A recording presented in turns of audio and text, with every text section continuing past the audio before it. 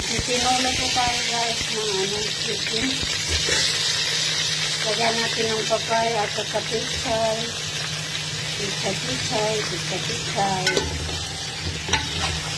Masarap kasi yung papaya. Nagisa na pala ako dyan ng sibuyas at bawang at sa kaluya.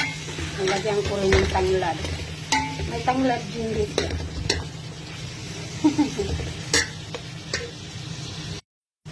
Ayan na siya guys. Papakuluin muna natin siya sa sarili ng mantika. Yung mag-ano muna yung ating maging brown yung konti yung manok.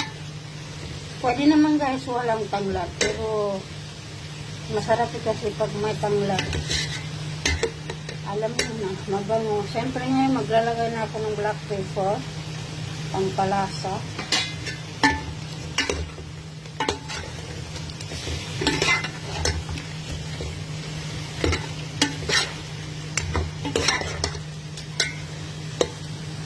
Ayan, umuusok na naman tapos yung camera natin nauusukan. Siyempre guys, maglalagay ko dito ng mga cubes. So yan, mekos lang natin. Tapang ko muna.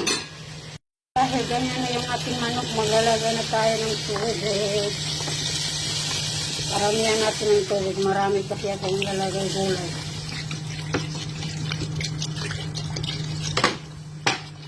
Yan. Ganyan ang tinola. Tinolang manok, tinola.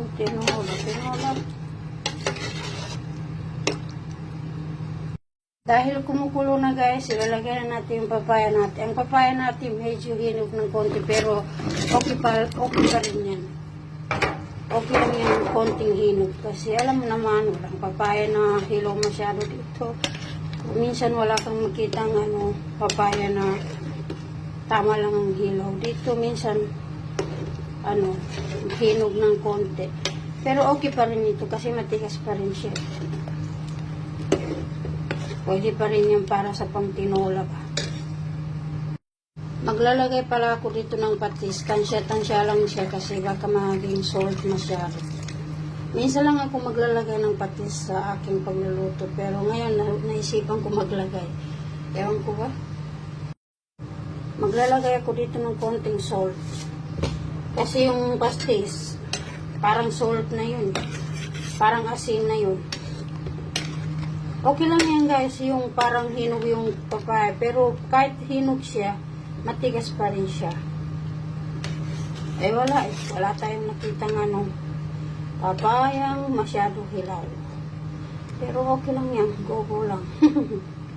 Ayan guys, pakuluin lang muna natin kasi lulutuin natin yung papaya. Mahirap din maluto itong papaya na ito. Ayan guys, muntik ko na makalimutan yung paglalagay ko ng pichay. So ayan guys, ilalagay muna natin yung matitigas bago yung dahon kasi para hindi maano. Masarap po itong tinola na ito guys. Sabaw. Pag taglamig, ito yung kailangan niyo paghihop ng sabaw.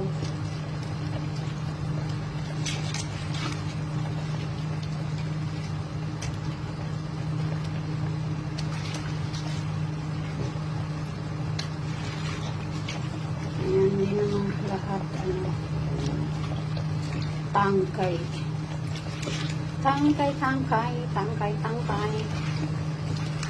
Yung dahon mamaya na lang natin nilagayan kasi baka maano. So yan guys, malapit na maluto ang ating tinola.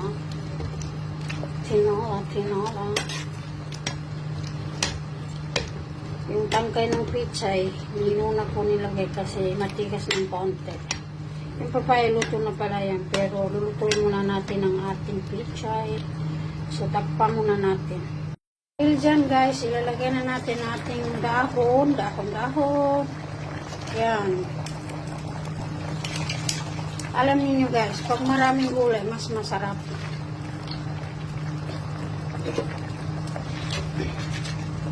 Gulay slide.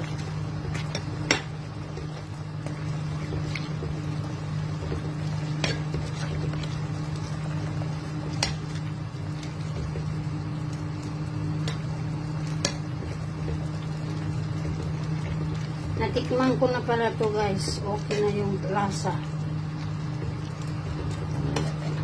Okay na siya. So yan guys, takpan ko ng konti tapos patayin ko na.